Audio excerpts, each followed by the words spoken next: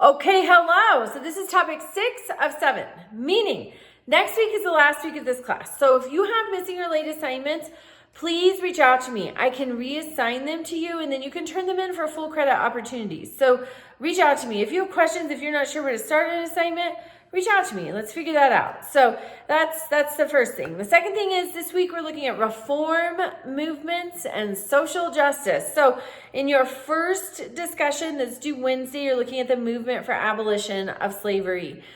It's pretty shocking. Some of the Christian responses were pro-slavery. That is shocking. It seems to me that there's not a basis for that at all. We see the Baptist religion split over it. That's where we get the Southern Baptist denomination. So there's some really interesting religious aspects to the abolition movement. And then for your second discussion, you're looking at federal action that has been taken from before the founding of the formal founding of the country, by the federal government and state governments and colonial governments to guarantee education. That's how important it is. In 1787, July, I think of 1787. So at the time, we already were a country. We were formally formed with the Articles of Confederation. That was our governing document after we declared our independence from Great Britain. But of course, the Articles of Confederation, unmitigated disaster. So while the delegates were in Philadelphia in the summer of 1787, also we have the Northwest Ordinance. And this is how are we going to set up initial governing bodies as we push west.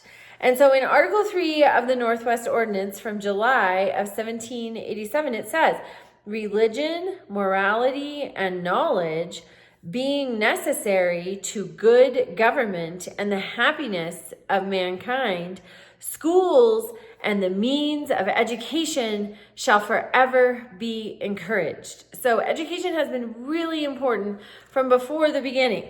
Why is that? Think about that as you're going through these. Also this week, you have your 2 assignments. So that's unique. That's the only time we see that is in topic 6. You have your civil rights matrix and your legacy of the progressive era PowerPoint. If you don't know how to put together a PowerPoint, do not be intimidated. There are several great tutorials on YouTube. Also, you can reach out to me if you're stumped, let me know. Make sure have at least the minimum number of slides. Have a slide for your sources. One great way to make sure that you have at least the minimum number is to have an introduction slide and then a slide for each thing. Regulation of business, greater democracy, conservationism, prohibition. I think there's also professionalism. There's 5 of them, I think. Then a conclusion slide and then your topic. Obviously, pictures are great in PowerPoints.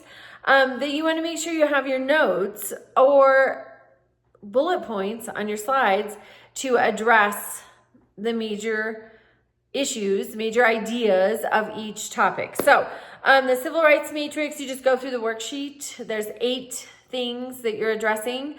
And then of course, participation all week long. If you start a quiz and then something happens, you have a technical difficulty, please reach out to IT immediately because I cannot reassign it to you. When I go back in there and it says that quiz ran for 30 minutes, I cannot reassign it to you absent something from IT saying, oh, here's what happened. So keep that in mind. Okay, have a great week and reach out with questions or to reassign assignments. Bye.